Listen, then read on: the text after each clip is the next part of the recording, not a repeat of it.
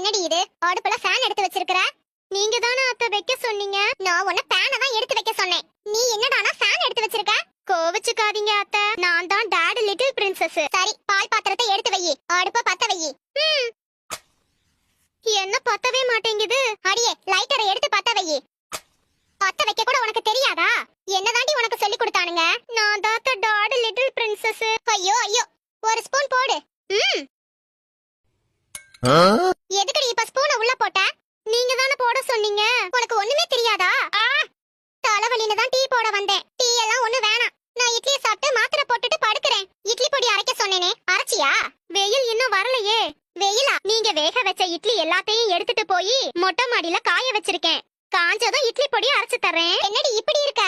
நான் தான் dad little princess, அதானே? வேலை மயிறு ஒண்ணும் தெரியாததுக்கு பேருதான்